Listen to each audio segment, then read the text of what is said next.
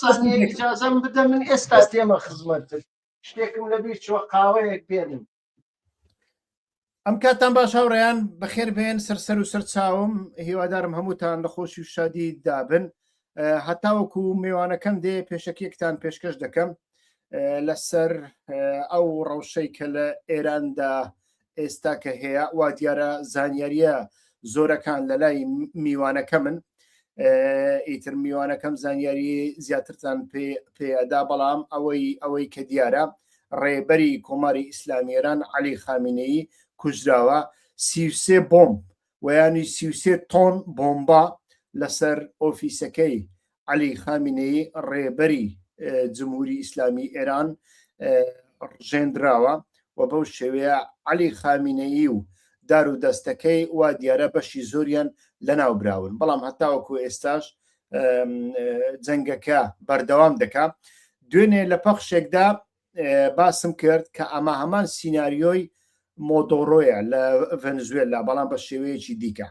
هەمان شت دەرچوو یعنی لە ڤەنزوێلا مۆدۆڕۆ و خێزانەکەیان ڕفاند لەبەر ئەوەی هێزی کەم بوو بەڵام لە ئێران ئەمانە ئیتر خامینەیان نەڕفاند لە جیاتی ڕفاندنی خامینەیان کوشت ئیتر لە بۆ هەندێ تەماشا دەکەین تا ڕادەیەک بەڕای من میوانەکەم باشتر دەزانێ بەڵام پێدەچێ هەمان سیناریۆی مۆدۆڕۆبی یعنی هەمان سیناریۆی ڤێنزوێلا بی لێرەدا پرسیارە سەرەکیەکە ئایا ڕووخاندنی ڕژێمە ویانیش چێنج ڕژێمە ئەمە بابەتە سەرەکیەکەیە ئێستا کە میوانەکەتان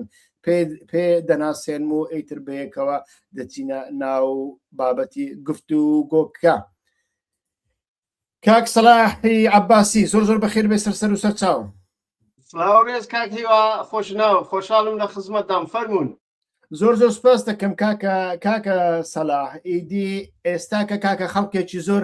هەڵدەپەڕی ئیتر بەدەیان دۆست و برادەری کوردی ڕۆژهەڵاتم هەیە ڤیددیویان لە بۆ نردومە لە ماڵەکەیان لەگەڵ منداڵەکانیان ئیتر لە بەردەم تەلەڤیزیۆن سەما دەکەن و هەڵدەپەڕن ئێمەش ساڵی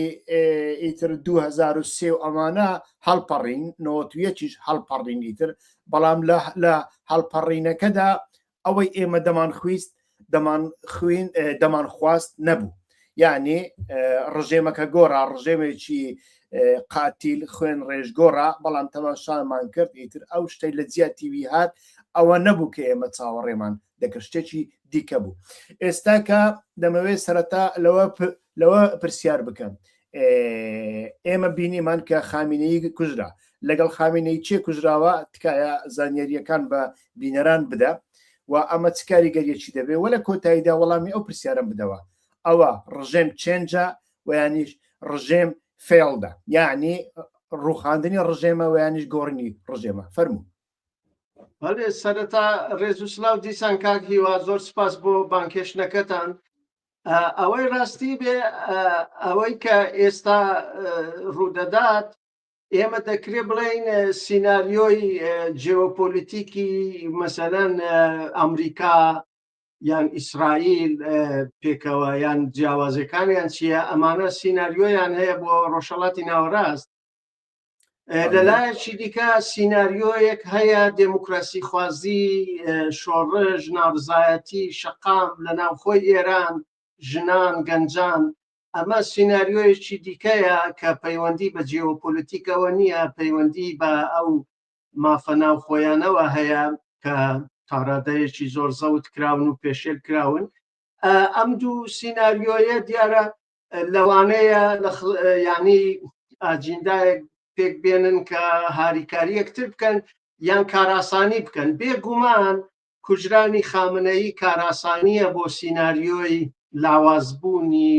ئایدۆلۆژیک لاوازبوونی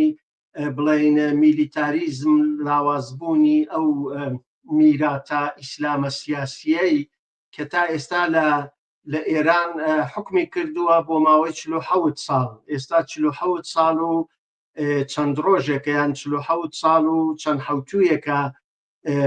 ئێستا نەبووتە 47 ساڵ و یەک مانگ وابزانم کە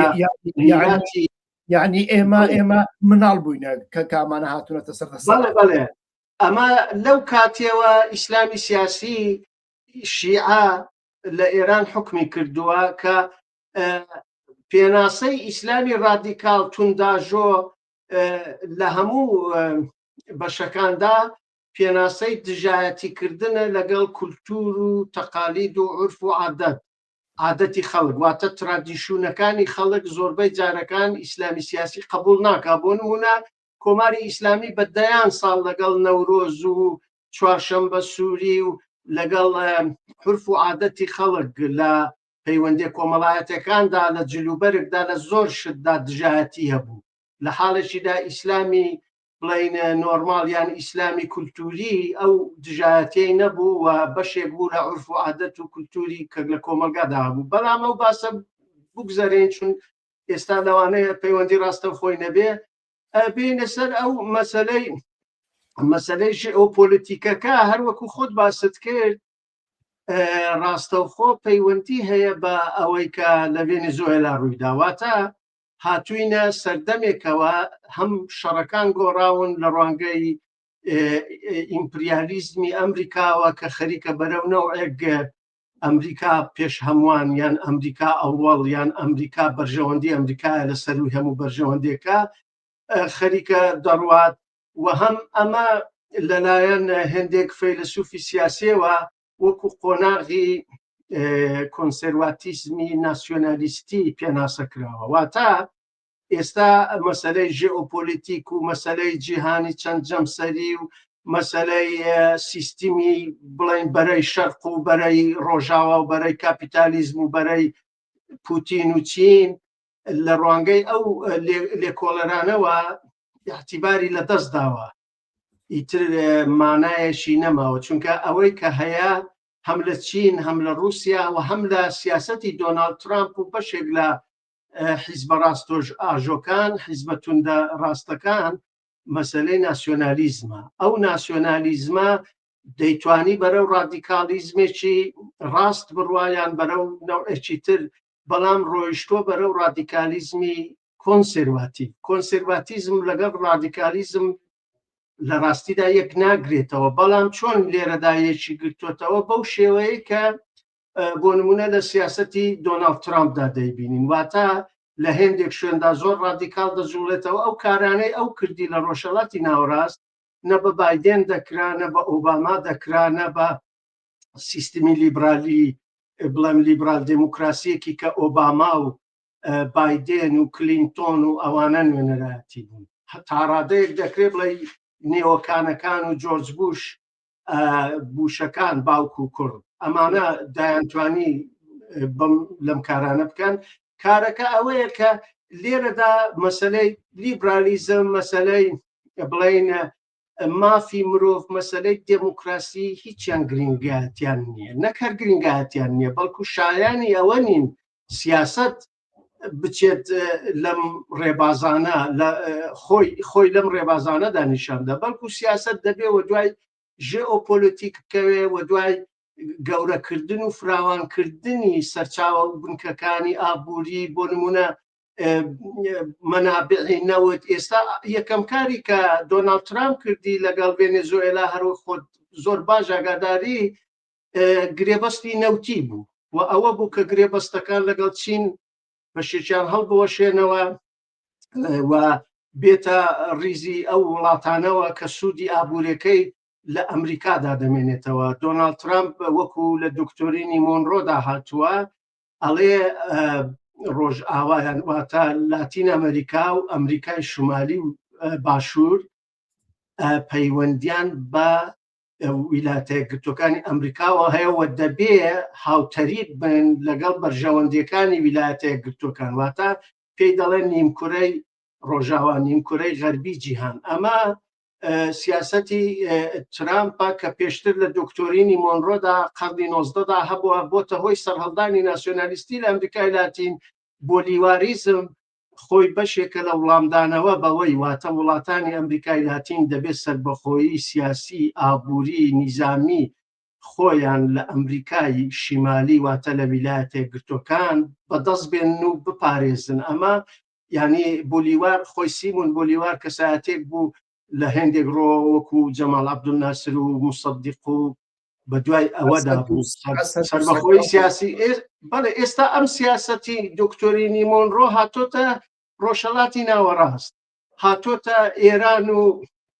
ناوچەکەەوە لە سووریا دەبینین ئەمانە بۆیان مهمە دەوڵەتێک کە لەوێ هەیە ئەو حیزبانەی کە لە ناوچەدان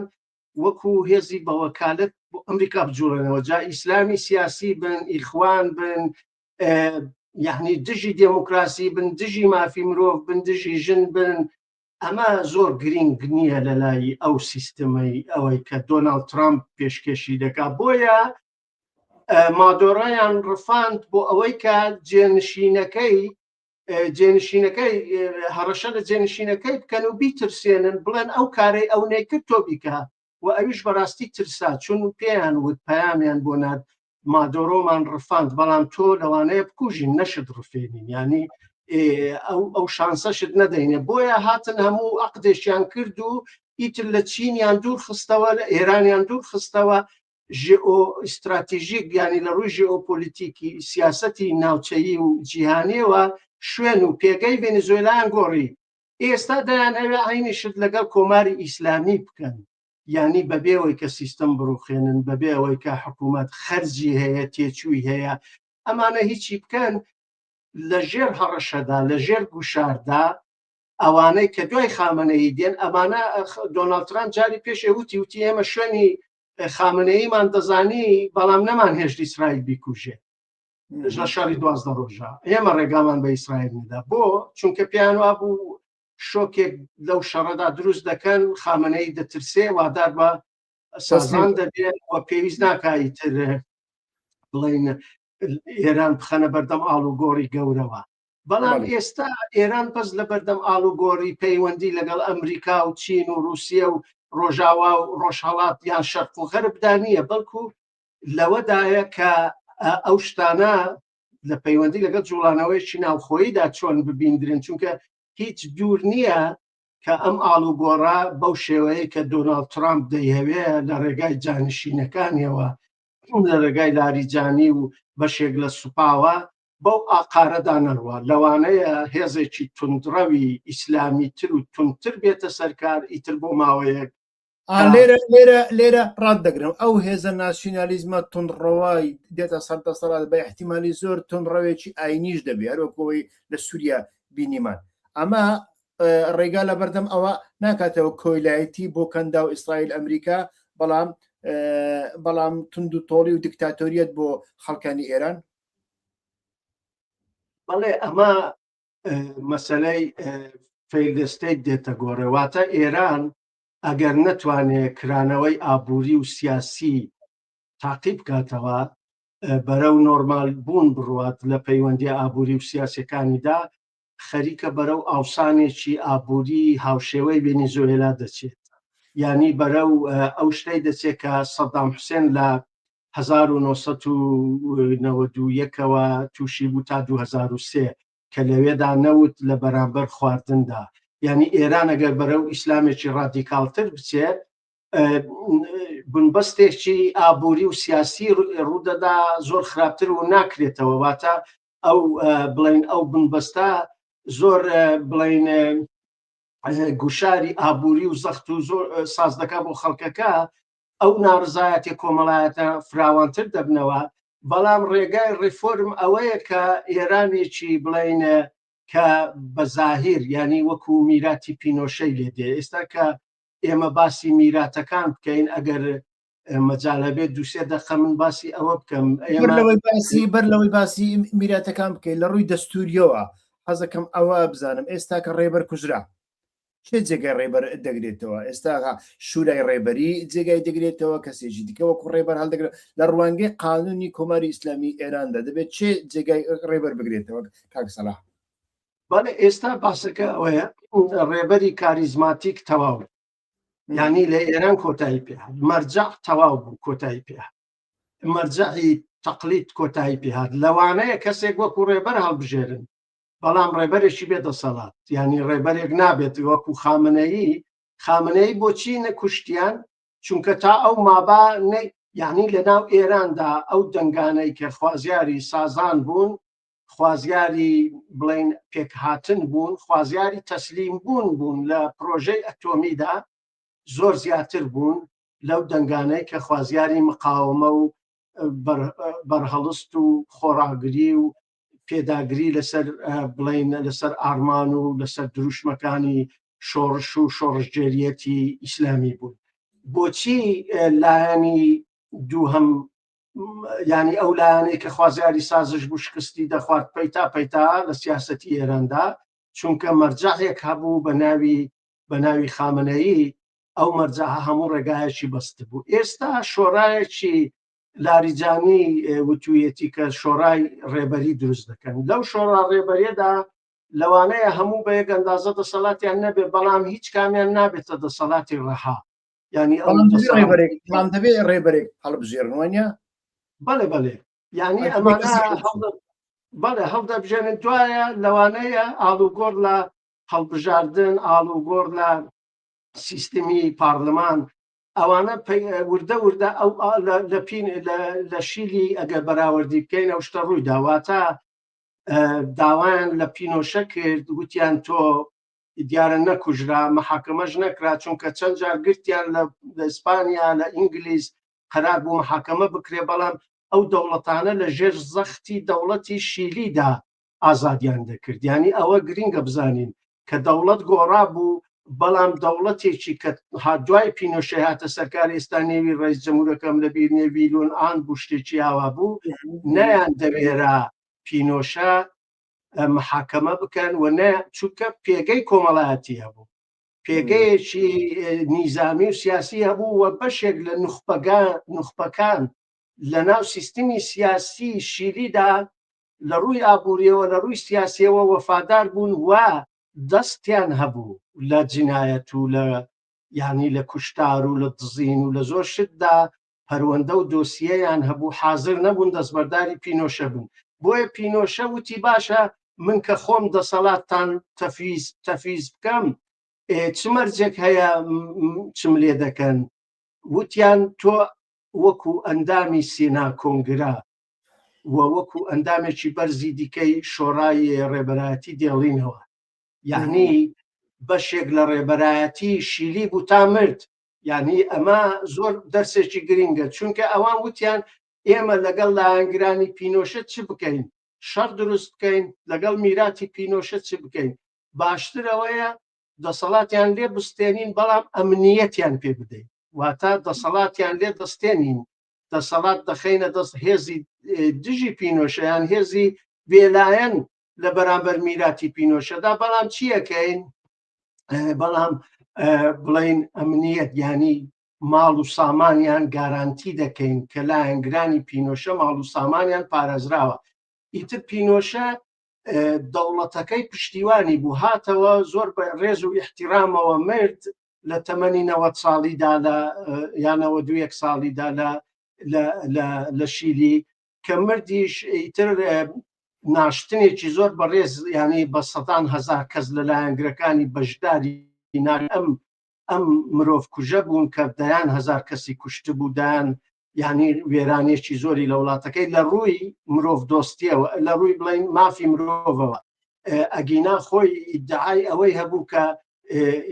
ئابووری شیلی بەرەو پێشەوە بردووەوە، زۆر پسپۆریش دەڵێن وا بووە، ینی ئەم زەلامە توانیوێتی ئابووری لیبرال بە شێوەیەک بکاتەوە کە ببێتە هۆی پێشکەوتنی ئابووری. دیارە ئەمە باسێکی دیکەیە، ئێستا ناچینە ناو ئەم باسە. بەڵام مەبەستم لێرەدا ئەوەیە کە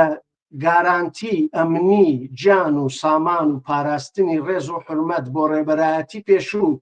بۆ ئەو ڕێبەرایەتی لە دەسەڵاتدا نەماوە بوو بەهۆی سازان، و هەر ئەوەشکە پینۆشە و بەشێک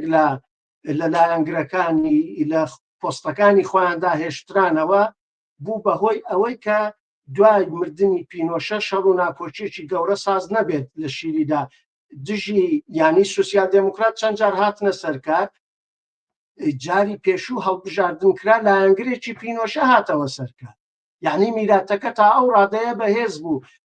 سەرۆک کۆماری ئێستا وابزانم لایەنگری پینۆشەیەوەی ئێستا لە سەرکارە، لایەنگری میراتەکەیە. بەڵێ حیزبی بەعز بەم جۆرە مامەلەی نەکرد لەگەڵ نەکرا لەلایەن هێزە شیعەکان و حیزب الداعوە و یعنی سیاسەتێک گیرا پێشێ جا ئێستا ئەگەر باسی میراتەکان بکەین میراتەکان یان سازشتیان لەگەڵ دەکرێت میراتە سیاسیەکان یان ئەوەی کە ئەو میراتە سیاسیانە بڵین لە ناو خۆی وڵاتەکەدا بەبێ گۆڕینی سیستم بڵین پاک دەکرێنەوە ینی ئێستا ئیستالی میراتەکەی لەلایەن خرۆشچۆفەوە بەشێکی پاک کراوە ینی سڕدراوە میراتەکە باتڵ کرا میراتەکە پوچ کرایەوە لە ماۆشدا دوای مردنی 1976 حیزبی کۆمونیست دەستی کرد بە ماۆزودایی ئەو شتەی پێی دەڵێن سڕینەوەی ئاسەوارە ئایدۆلۆژیکەکانی توندڕەوی ڕادیکالیزمی بڵین مارکسی یان ماۆیستی لە چین وەکرانەوەی دەرگاکانی بازار بە ڕێبەرایەتی دۆن شیاوپینگ ئەمە دەستیان پێکرد ئەمە لە وڵاتانی جۆرە لە عێراق بە شێوەی سڕینەوە و کوشتن و هەڵوەشاندنەوەی ئەرتەش و سوپای ئەم شتە ینی بە ڕادەیەک کە نایانتوانی ئەو سوپای جاران دروستکەنەوە نایانتوانی لەو نوخپانە کەڵک وەرگرنە من ناڵێم ئێستا ئەوە باشە خراپە چونکە ئەمە باسێکی ترە ئێستا کۆماری ئیسلامی لە بەرامبەر میراتێکدایە ئیتر ئەمانەی کە ئێستا هاتوون لاریجانی ئەیان هەوێ میراتەکە بە ڕێز و حرمەتەوە بپارێزن یعنی جێگە و پێگەی ئیسلامی سیاسی لایەنگرانی خامنەیی لە ناو دەسەڵاتدا ماڵ و سامانیان بپارێزرێ ئەمنیەتیان بپارێزرێ ئەمە ئەمریکا قبولی دەکات تەبان بەڵام خەڵکی ئێران کەیسێکی جیاوازە بۆیە وتم جوڵانەوەیەکیش لە ناو خۆی ئێران ئێستا لە ئارادایە کە لە مێژە لە ئارادایە و ئەو جوڵانەوەیە تەنیا خۆی بە دوژمنی خامنەیی و ئیسلامی سیاسی نازانێ خۆی بە دوژمنی ئەو حکومەتە گەندەڵە دەزانێ بە هەموو سەرکردایەتیەکەیەوە جا ئیتر ئەمە لێرەدا چ جۆرە سازانێک ڕوودەدایە چ جۆرە بەرپێکدادانێک ڕوودەدا ئەمە بەڕاستی پێشبینیکردنەکەی زۆر حاسان نییە چونکە ئێران لە ڕووی بڵین ڕۆشنبیریەوە لە ڕووی تێگەیشتنی سیاسیەوە لەوانەیە لە شیلی کەمتر نەبێ لە ئێستادا لە ئەو هێزانەی کە لە مەیدانەکەدان بەڵام هەر ئەوەندەش بڵێم وە کاتێک میراتەکان تاوتوێ ناکرێن ئانالیز ناکرێن باسییان لەسەر ناکرێ یان ڕەخنەی توندیان لێناگیرەیە ئاکامەکەی ئەوەیە کە کوڕی شای دەی هەوێ هەمان میراتی 50 ساڵەوەی پێش بگەڕێنێتەوە یعنی بەبێەوەی کە بەسەریدا بچنەوە و خەڵکێکی زۆریش لە داخی میراتی سیستمی ئیسلامی بەرەو ئەو شۆڤێنەت و ناسیۆنالیزمە پەهلەویە ناسیۆنالیزمە ئێرانیە گەڕاونەتەوە کە لەوانەیە فاشیزمی لێبێتە دەرێ لەوانەیە شتی زۆر خراپی لێبێتە دەرێ بەڵام بەخۆشیەوە ناتوانانی بڵێ تاکە هێزی ساحەکەن و ناتوانن هەموو مەیدانەکە خۆرخ بکەن یان هەموو بڵین هەموو جونگەکان کۆنتترۆلکەن ناتوانن دەسەڵاتی ڕەهایانە بێ ئێستانە ئیسلامیەکان لە سەڵتەنەت خوازەکان ئەمانە مەعادلەیەکن هەر کام هێزی ئەوی دیکە کەم دەکاتەوە لەولاش خەڵک دەمەعادلەکەدا دەبێت لە بەرچاو بگرین بەڵام بە کورتی بیڵێن دۆناڵد ترامپ خوازیاری شوێنی ئێران لە بەرژەوەندی ئەمریکا و ئیسرائیلە لە ڕووی ئابووری و لە ڕووی جیۆپۆلیتیکەوە و دوورکەوتنەوەی لە چین و رووسیا بە تایبەت چین چونکە ئەمانە کرد بتوانن ئێران دوورخەنەوە بیخەنە بەرەی خۆیان بهێنە ناو سڵحی ئیبراهیم ئەو کاتی لەگەڵ رووسیا بە دەستێکی پڕترەوە چون دایانەوێ ئاینەی سیاسەت لەگەڵ رووسیاش بکەن رووسیا لە بەرەی چین دوورخەنەوە کێشەکە ئەوەیە لەو ڕێگایەوە ڕێگا نادەن چین ببێتە ئەو زلهێزە ئێکۆنۆمی ئەو زلهێزە ئابووریەی تەکنۆلۆژیەی کە ئێستا لە ڕێگادایە ئەگینا کێشە لەگەڵ چین نە کێشەی ئەتۆمیە نە کێشەی سیاسەتی ڕادیکاڵە چونکە حیزبی کۆمونیستی چین حیزبێکی زۆر پراگماتیستە حیزبێکی تاڕادەیەک لە ڕووی ئابووریەوە نێوە لیبرالا لە ڕووی سیاسیەوە دیارە لیبرال نییە ئەمە جیاوازی هەیە بەڵام ئەو کێشەیە کە ئێستا لەگەڵ چین هەیە کێشەی نێوان دوو وڵاتی سەر بە قوتابخانەی کۆنسێرواتیزمی ناسیۆنالیستی هەمچین ناسیۆنالیزمێکی کۆنسەرواتیڤە، هەم ئەمریکای دۆناڵد ترامپ، هەم پوتین و رووسیا. ئێران نەوعێکە لە ناسیۆنالیزمی کۆنسەرواتیڤی ئیسلامی کە کێشەی لەگەڵ خەڵکو و لەگەڵ عورف و عادەت و هەروەکو لەگەڵ کولتوری خەڵکەکەی خۆی هەیە. یعنی چەندین میرات دێرەدا تێکەڵ بوون. ئێمە لە ناوچەکەماندا هێشتا لەگەڵ میراتی ئاتاتۆرک و خومەینی و شاو بەعس و لەگەڵ ئەو میراتانە هێشتا نەمانتوانیوە یەکلاکەرەوە، یعنی چۆن بڵین، بە ڕوانگەیەکی ڕەخنەیەوە ڕوبەڕوو بین. ڕۆشنبیرەکان ناتوانێت و سیستمی سیاسی نەیتوانیوە خۆی دەرباز بکە. هەموو جیهان عەرەب لە سوڵتانیزم نەیتوانیوە خۆی دەرباز بکە. ئایدۆلۆژیە مۆدێرنەکان نایانتوانیوە لە ناوچەی ئێمە دابکوترێن یان بەرهەمیەکی مۆدێرنیان هەبێت. ئەمانە هەمووی یعنی میراتی ئاتاتۆرک قەت نایەڵێت تورکیا جگە لە تورک هیچی تر بێت، جگە لە بڵین ئەو حیزبانەی کە لەو چوارچێوەی ناسیۆنالیزمەدا دەگونجێن. هەر حیزبێک لە دەرەوەی بازنەی ناسیۆنالیزم بێت تووشی کێشەی گەورە دەبێت، وەکو دەم پارتی یا وەکو پێشتر هەدەف. یعنی ئەو میراتە ئێستا میراتی ئیخوان هاتۆ لە سووریەی بۆتە جێگری میراتی بەعسی. یعنی دوو کێشەکە لە یەک کێشەرا بۆتە دوو کێشە. لە میسر ویستیان لە میراتی ناسر و ئەو میرە بڵین میلیتاری و دیکتاتۆریەتە بێنە دەرێ، میراتی حکمی هەتاهەتایی ڕێبەری هەتاهەتایی بۆ خۆت لەبیرتە. هەموو جارێک حوسنی مبارەک 90% دەنگەکانی دێناوە، هەموو جارێک بە دیارە بە تەزویر. ئێستا کانێ میراتی سیسیشی پێوە زیاد بۆ کە میراتی کودیتایەکی یعنی بڵین میلیتارە، لەو لای میراتی ئیخوانیان هەیە. ئێرە لەسەر ئەو کێشەیەدا میراتێکی بچووکی هەیە بە نێوی ژن، ژیان، ئازادی، میراتێکی گەورەی ئیسلامی سیاسی و میراتێکی گەورەی پادشایەتی و سەڵتەنەتی هەیە. یعنی بەداخەوە هێزە دێموکراسی خوازەکان زۆرینە نین. ئێستا لە تورکیا هێزە ناسیۆنالیستەکان 90% دەنگەکان دێنەوە، 15% بۆ هێزێکی سوسیال دموکراتی وەکو دەمپارتی دەمێنێتەوە. لە ئێران سبەی کە هەڵبژاردنێکی بەبێ تەزویر بکرێ، سوسیالیستەکان، سوسیال دموکراتەکان، لیبراڵەکان پێم وانێ بگەنە 20%. بەڵام ئیسلامیەکان، سەڵتەنەت خوازەکان، ناسیۆنالیستەکان، کۆماری خوازە ناسیۆنالیستەکان، ناسیۆنالیستە کۆنسەرواتیڤەکان، ئەمانە زۆرینەی دەنگ دێننەوە. واتە هێشتا ئایدۆلۆژی ڕێک پێشکەوتوو لە ناوچەی ئێمە زۆر زەحمەتە بەرهەم بێنێت. جاری زووە بۆ ئەمە کاکسە لە قسەی لەسەر دەکەینەوە لە ئایندەدا. بەڵام ئێستاکە ئەو جەنگە بەڕای جەنابەت بەپێی ئەو هەڵسەنگاندنانەی کە جەنابەت بینی و تاوەیانیش بۆ چوونی خۆت لەکوێ ئێستاکە ڕادەوەستێ؟ یعنی هەتاکەینێ بەردەوام دەکا ئێستاکە ڕادەوەستێ، پێشبینیەکانت چین؟ بەڵێ کاک هیوا، ئەو جەنگە ئێستا دۆناڵد ترامپ توێ یەک هەفتەی تریش بە چڕوپڕ بردووان دەکەین، دوێنیان قسەی کردووە، دوایە دیاری دەکەین کە چ دەکەین، ینی درێژەی دەکەینەوە و بردومانە یان درێژەی ناکەینەوە. ئەو یەک هەفتەیەشیان بۆیە داناوە تەسیسات و موسساتێکی زیاتر لە ناوبەرن، کۆماری ئیسلامی زیاتر لاواز بکەن، ینی دەستبەردار نابن جارێ. بەڵام ئەوەی کە ئەو هێزەی کە دەیهەوێ ببێتە میراتگری خامنەیی چەندە دەیهەوێ لی دوورکەوێتەوە، چەندە بەرەو غەرب بڕوا، چەندە بەرەو سازان لەگەڵ ئەمریکا بڕوا،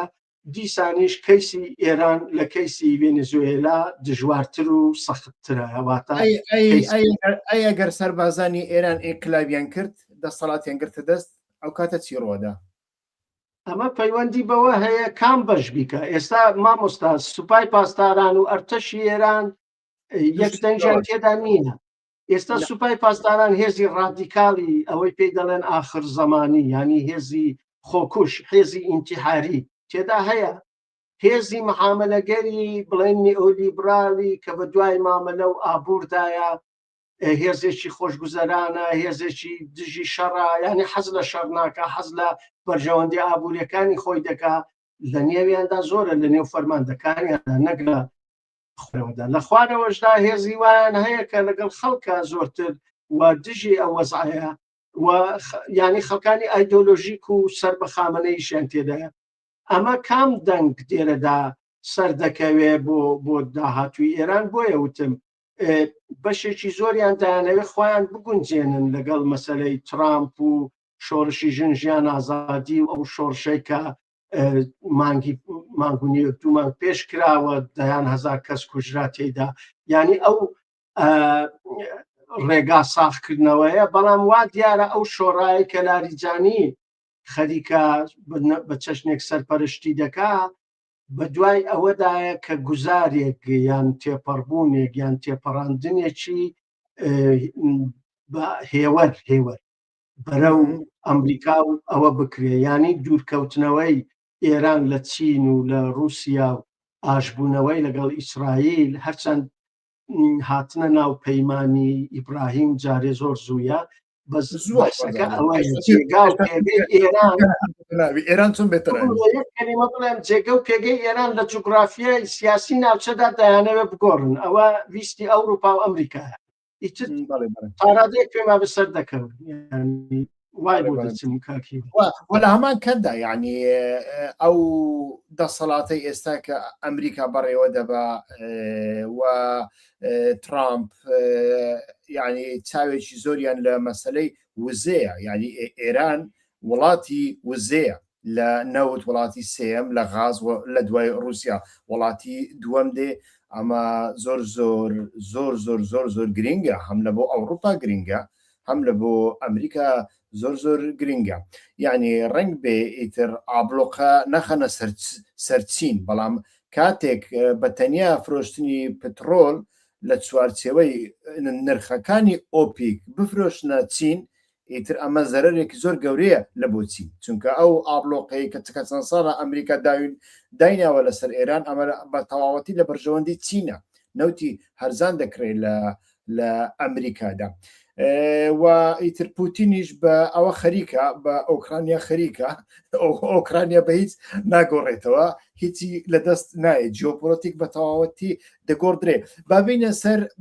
بە کورتی چەند دەدەقەیەک لەسەر کوردستان قسە بکەین. لە حاڵەتێکی وەهادا مەترسی ئەوە نابینی کە دەسەڵاتێکی یعنی کۆیلەی دەرەوە بەڵام زاڵمی ناوخۆ کە بێتە سەر دەسەڵات مامەڵەیەکی چۆن لەگەڵ هێزە کوردیە چەکداریەکان دەکات. لەو بارەیەوەدا ئینسان ئەتوانی پێشبینی چی بکە بەڕاستی، چونکە وەکو وتمان ئێستاکەش ڕژێمی مۆدۆڕۆ ئێستاکەش ڕۆژنامەنووسان دەستگیر دەکات لەناو ڤەنزوێلا. ئێستاکە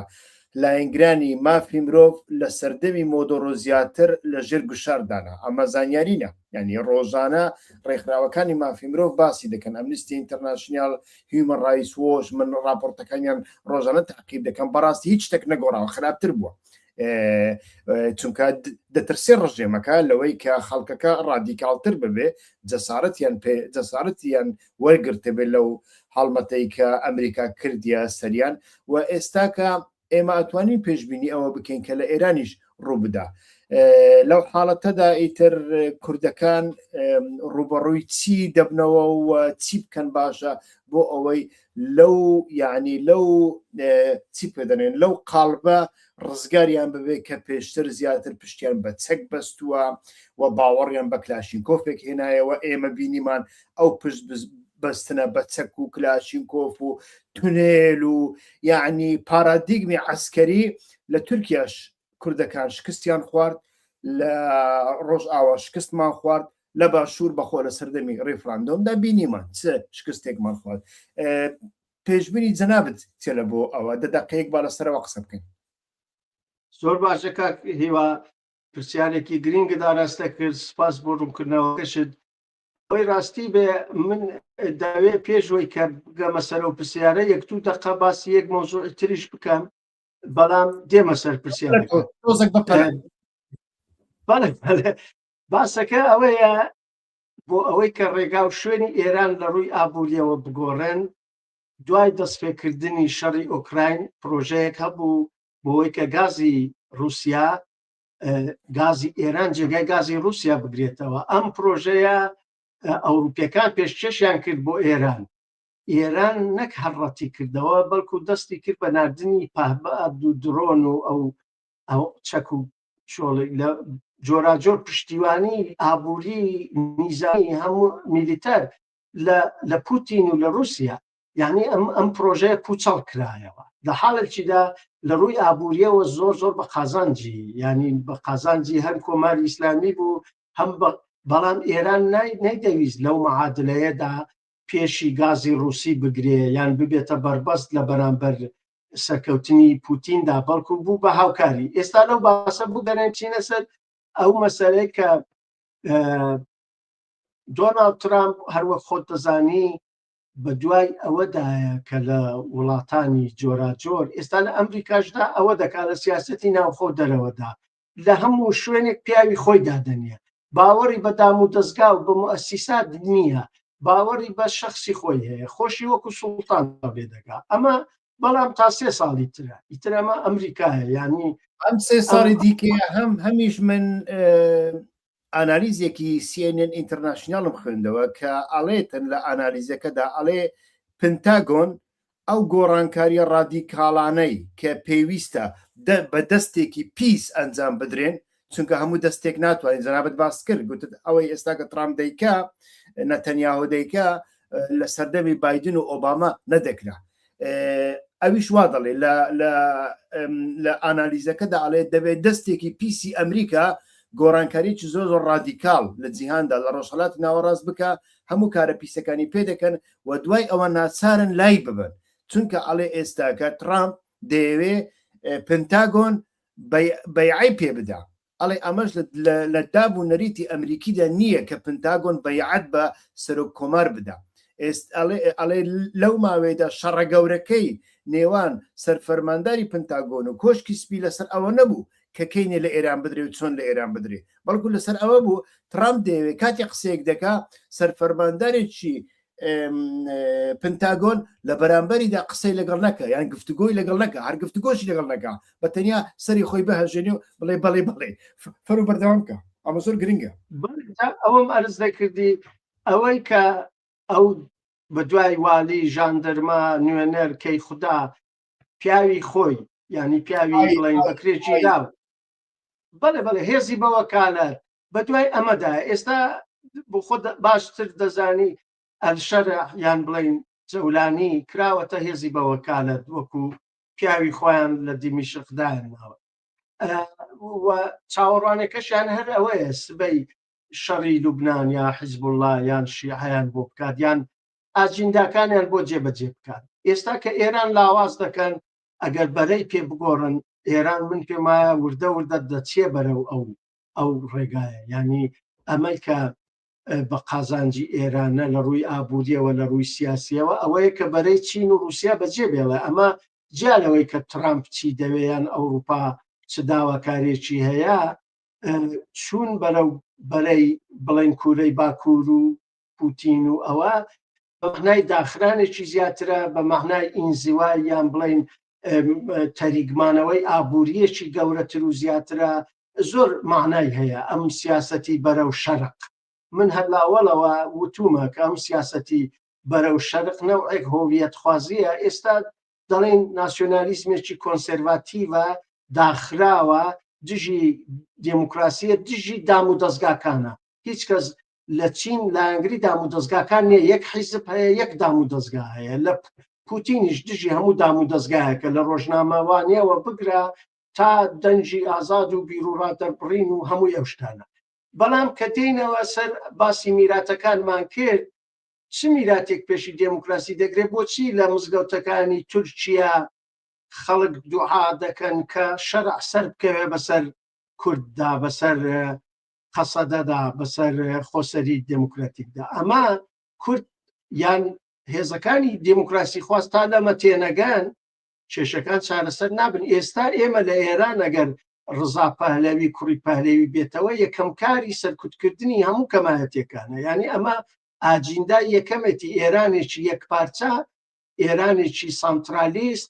ئێرانێکی کە دەوێدا کەمایەتەکان هیچ مافێکی یعنی دەسەڵاتیان جێگای مەترسیە بۆ ئەو سیستەمە ئەمە کێشەیەکی گەورەیە. دوایە ئەوەی کە ترامپ دەخوازێت دەوڵەتی سربەخۆی یانی بڵین پیاوی خۆی دابنێ، ئەمە لەگەڵ ئەو دەوڵەتانە دەکرێت کە سیستمی سوڵتانی تیادا زەڵە. دەتوانێت عەرەبستان بکاتە پیاوی خۆی، قەتەر بکاتە پیاوی خۆی. ئێستا قەتەر لەوانەیە هێندێک لەسەر مەسەرەی ئیخوان المسلمین هەوڵەدەی وەڵامی پرسیارەکەی من بدەیەوە ئەوەی دوایی کردمیان لە بابەتەکە هەندێک خەریکم بەرەوی دەچم. پرسیارەکەی تۆ ئەوە بوو ئەو مەسەلەی کە دموکراسی و مافی مرۆڤ گرنگ نییە چ ڕنگدانەوەیەکی لە کورددا دەبێت، چونکە ئەوانە حەز دەکەن هێزێک بکەنە نوێنەری خۆیان، پشتیوانی لێ بکەن و ئەو هێزەی کە دەیکەنە نوێنەری خۆیان ئاجیندای وان ینی بەڕێوە بەرەیە. ئەمە مەوزوعەکە، ینی ئەوەی کە لە ئێراندا مەوزوعەکە ئەمە بوو، بەڵام کوردەکانیش لە بەرامبەر ئەوەدا زیاتر منطقی مەنتالیتەی عەسکەریەتیان وابزانم هێشتا فڕێ نەداوە. ئەو مەنتالیتە عەسکەریەش لە هەموو بەشەکانی کوردستان، یعنی جگە لە ئێران لە هەموو بەشەکانی کوردستان تەماشامان کرد سەرکەوتنێکی ئەوتۆی بەدەست نهێنا، بەڵام تەماشا دەکەی مەنتالیتە سیاسیەکەی دەم پارتی کەم تا زۆر غەڵەت یان ڕاست هێشتا لەسەر پێیان ماوە. مەبەستم ئەوە بوو لە ئێران ئێمە لە بەرامبەر ئەو هەموو گۆڕانکاریە نەبینراوانە نائیستیقرارانە کوردەکان دەبێت چۆن هەڵسوکەوت بکەن. مەبەستم ئەوە بوو. بەڵێ مەبەستەکەت دەزانم مامۆستا چاودێ بکە تۆ لە ئێران لە دەمپارتی هێزێکی نزیکە لە سوسیال دموکراتی حیزبێکی مۆدێرنە هەڵبژاردن تێدا ڕوودەدا، کۆنگرە تێدا، دەستاودەستی دەسەڵات تێدایە، دموچاوەکان دەگۆڕێن، نوخبەکانیان ئاڵوگۆڕی تێدا پێک دیە. ئەوە نییە کۆمەڵێک دموچاو 50 ساڵ لە یەک شوێن ینی لە دەسەڵاتدا بمێننەوە و هیچ ئاڵوگۆڕێک تێدا پێک نەیە. بۆیە دەمپارتی حیزبێکی مۆدێرنە. ئەمن کە دەمەویست بڵێم ترامپ یان هێزی کۆنسێرواتیسمی ناسیۆنالیزمی کۆنسێرواتیزم چۆن دەتوانێت کەڵک وەرگێ لە سوڵتانیزم، مەبەستمەوەیە ئەو حیزبانە، ئەو سیستمانە، ئەو دەوڵەتانە کە چەشنێک لە سوڵتانیزم تیاندا حاکمەوە تا سوڵتانیزم دەتوانێت یەک تاکە کەس بێ ڕێبەری مەرجعی کاریزماتیک بێ، یەک بنەماڵە بێ یا گروپێک بن، گروپێک کە هەمیشە لە دەسەڵاتدا دەمێنەوە ڕێگا نادەن کەسی دیکە بێتە نێو کایەی سیاسیەوە و پەیڕە و پرۆگرامەکەش خۆیان دیاری دەکەن. ئەگەر سیاسەتیش بگۆڕن بۆ خۆیان دەتوانن بیگۆڕن. لە خوارەوە ڕێگەی جموجۆڵ بەستراوە. کۆمەلگا ئێمە دەبینین کۆمەلگایەکی پێشکەوتوویە، بەڵام حیزبەکانی ئێمە تاڕادەیەکی زۆر داخراون لەو ڕوانگەوە کە ئەو دەستا و دەستکردنی دەسەڵات نوخبەکان ئازادی بیرروڕات دەربڕین تیاندا زۆر زۆر لاوازە. دەرگا کراوەتەوە بۆ چەپڵە لێدان بۆ ڕێبەر، بۆ چەپڵە لێدان بۆ ڕێبەران و بەرپرسانی حیزبی، دەرگا کراوەتەوە بۆ ڕێکلامی حیزبی و ئەوە وەکو دڵسۆزی دەفرۆشرێتەوە، وەکو ئەوەی کە خەڵکانێک دڵسۆزی نیشتیمانن، دڵسۆزی گەلن. فکری ڕەخنەیی وەکو کاردانەوەیەکی بە دوادا دێ، وەکو نادڵسۆزی، وەکو خەڵکانی نابەرپرسیار، خەڵکانێک کە قسەی شیرن ناکەن. ینی ئێمە ئەگە قسەی شیرن بکەین بە شانوباڵی حیزبەکان هەڵبڵێین، ڕێکلام بکەین، ئەرزبێت بڵین هەموو کارکردەوەکانیان بە پۆزیتیڤ هەڵبسەنجێنین، ڕێبەرایەتەکان بە لێهاتوو و بە زۆر درەوشاوە بەم شێوەیە هەڵسەنگاندنیان لەسەر بکەین، دەبینە خەڵکانێکی دڵسۆز، دەبینە خەڵکانێکی نیشتیمان پەروەەر، دەبینە خەڵکانێکی کە حەزمان لە کورد و ڕزگاری کورد و نیشتیمان و خۆشەویستی و سۆزمان هەیە بۆ نەتەوەکەمان. بەڵام ئەگەر بینە سەر فکری ڕەخنەیی دەبینە خەڵکانێکی کە ئەوە نین، ینی خەڵکانێکی لەوانەیە بڵین لادەر بین، خەڵکانێک بین کە نەتوانین خۆمان گونجێنین، دڵسۆز نەبین، دڵسۆز بۆ نیشتیمان نەبین. بۆیە فکری ڕەخنەیی لە ناو کورددا زۆر لاوازە، لە ناو حیزبەکاندا قبول ناکرێت. ئەوە جیاوازە کە لە دەم پارتیدا هەلومەرجێک پێکاتووە، یان لە کوردستانی سووریە، یان ئەوەی کە ئۆجەلان قوتابخانەیەکی فکری و فەلسەفی هێناوە کە لەوێدا هێندێک چۆن بڵێ لە قوتابخانەکەی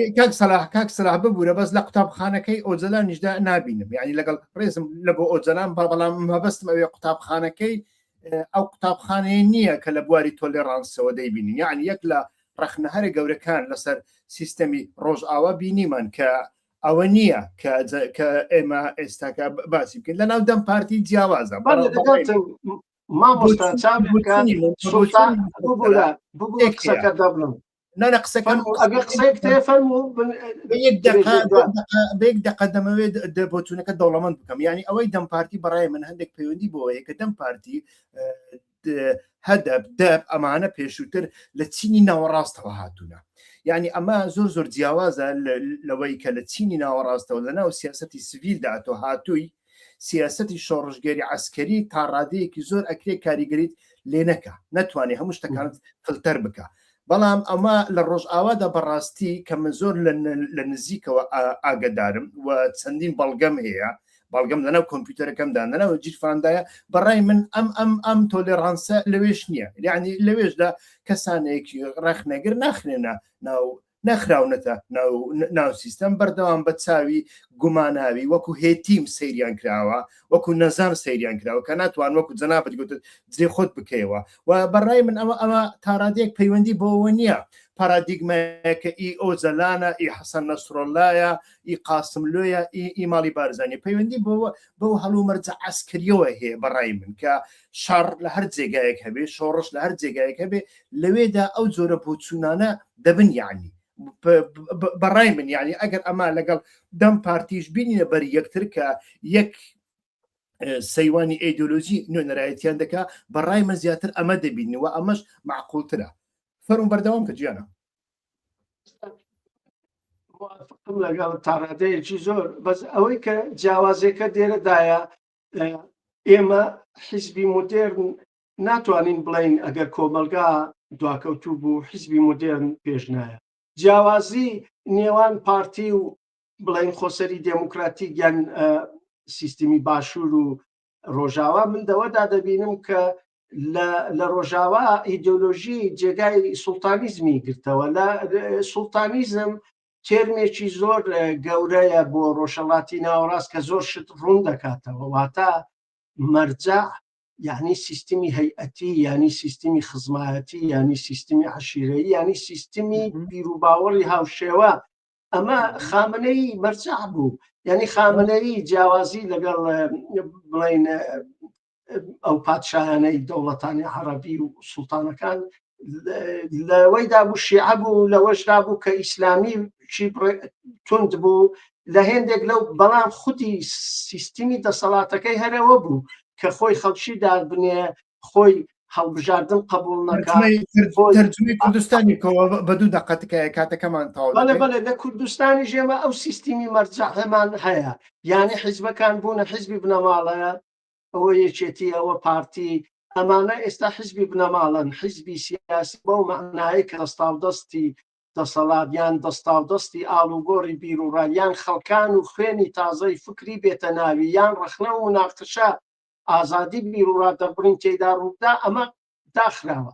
هێندێک لە تەلەڤیزیۆنەکان جاروبارە هێندێک شت باز دەکەن بەڵام لە چوارچێوەی بەرتەشتی حیزبی زۆر زەحمەتە بچنە دەرێ لەو قاوغە ناچنە دەرێ ئەوەی کە ڕاستی بێ ئەمە سیستمی سوڵتانیە ئەمە لە هەموو ڕۆژهەڵاتی ناوەڕاستدا دەبێت سیستمی ئیدۆلۆژیک ئێستادا نەمەزراوە پەکەکە لە ناو ئێمە یەکەم هەنگاوە بۆ گواستنەوە سیستەمی ئەیدۆلۆژی پەکەکەش تونێلی دروست کرد و هەر کەسێک کە ڕەخنەی لە تونێل گرتن کرد مەسەڵەن من ڕەفیقم هەیە 30 ساڵە خزمەت دەکا 30 ساڵە خزمەت دەکات لە بۆ ئەو حرەکەتەوە 15 ساڵی دوای هیچ نەماوە لە بۆ پێدە و لە بۆ خۆسەری دیموکراتیک نیکە لەسەر دوو ڕەخنە لە تونێلەکان لە سیاسەتی تونێل ئەو نەوتەی کە لە دێرە زۆر دەیفرۆشترێ و پارەکەی بە تونێل دەدرێ و ئەو تونێلە بەکەلک هیچ نایکە قسەکەشی ڕاست دەرچوو لە ڕقەدا ئیتر تونێلەکان ئێستاکە بوونە شوێنی نمایشی دەستەی تەحریری شام لەسەر ئەمە ئەوە 3 ساڵە دەریان کردووە مثلا ئەو سیستەمە ئەیدۆلۆژی نییە ئەبەر قسەکەمان زۆر لێک نزیکە منیش دەڵێم دەست دەسەڵات نییە ئازادی بیرروڕا دەربڕین نییە خوێنی تازە بە دەماری حیزبەکان ناگا خەریکی دروشم نووسین و شعار نووسین و یعنی حیزبی ئێمە کە خۆی بە ئالتەرناتیڤ دەزانێ خۆی نازانێ ئالتەرناتیڤ چییە ئالتەرناتیڤ ئەوە نییە تۆ بڵێ باشترین بەرنامەم هەیە ئالتەرناتیڤ ئەوە نییە یان باشترین دروشمم هەیە دروشمەکە ڕنگ بێ خۆش دروشمی ژنجیان ئازادی جوانترین دروشمە لای من بەڵام چۆن تەرجمەی سیاسەتی دەکەوە ئەمە پرسیارە ئەمیشەوە دەڵم چاولێکە ینی ئالتەرناتیڤ کاتێک ڕوودەدا لە کۆمەلگایەکدا کە تۆ لە جیاتی یعنی چینەکانی جۆراجۆر تۆ کە بەس توانیت چینی جوتیار و هەژار و کرێکار بۆ لای خۆت ڕاپشێشی ئیتر ڕێبەرایەتێکت لە چینی مامناوەندی دەبێت یا لە چینی بڕێک خوێندەوار دەبێت پێشمەرگەکانت یان هێزی شەڕکەرت لە چینی خوارەوەی کۆمەلگا دەبێت ئەمە یعنی چی؟ ئەمە یعنی ئەوەی کە جوڵانەوەیەکی بزوتنەوەیەکی مۆدێرن پێویستە بتوانێت زانکۆکان چینی خوێندەوار بۆ لای خۆی ڕاپشێشێ ئێمە ناتوانینەوە کارە بکەین ئەو کارە لە هەدەفدا لە دەمپارتیدا کراوە لە کوردستانی سووریەش تاڕادەیەکی زۆر چینی خوێندەوار سەر ڕێبەرایەتی کردووە بەڵام بە پێی ئایدۆلۆژی چینی خوارەوە شەڕکەت بووە